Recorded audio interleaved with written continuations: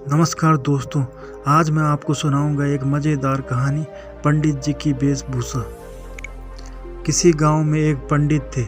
वह सभी शास्त्रों के अच्छे जानकार थे। वह सब कुछ जानते थे, लेकिन इतने ज्ञानी होने के बावजूद भी वो गरीब थे। उसके पास घर नहीं था।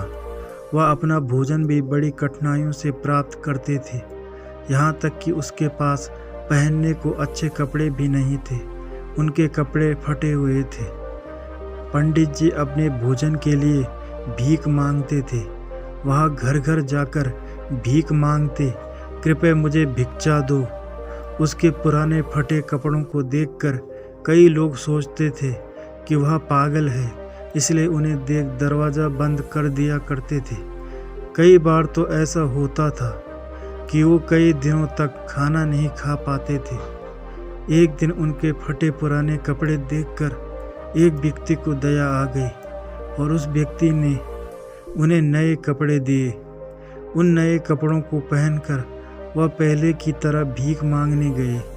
कल एक घर से जहां उन्हें भगा दिया था और दरवाज़ा बंद कर दिया था, उस घर के गृह स्वामी ने कहा, पंडित जी प्रणाम, कृपया अंदर आइए, कृपया हमारे घर में भोजन करें।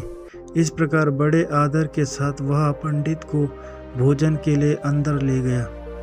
पंडित जी खाना खाने बैठ गए। विभिन्न प्रकार के पकवान, मीठे भोजन और मीठे पदार्थ खाने के लिए परोसे गए। पहले पंडित जी ने प्रार्थना की, उसके बाद पंडित जी ने अपने हाथ से एक मिठाई ली और अपने नए कपड़ों को खाने के लिए कहने लगे, खाओ खाओ। यह देखकर सभी घरवाले हैरान रह गए। वो समझ नहीं पा रहे थे कि पंडित जी ऐसा क्यों कर रहे हैं। उन्होंने पंडित जी से पूछा, पंडित जी आप कपड़ों को खाना क्यों खिला रहे हो? तब पंडित जी ने इस प्रकार उत्तर दिया, वास्तव में इस नए वस्त्र के कारण आपने मुझे आज भोजन दिया है। कल जब मैं आपके घर आया था तब आपने ही इस घर के दरवाजे मेरे लिए बंद कर दिए थे और आज मेरे कपड़ों की वजह से आपने मुझे भोजन के लिए आमंत्रित किया है। क्योंकि मैंने इन कपड़ों के कारण भोजन प्राप्त किया, इसलिए मैं इनका आभारी हूँ।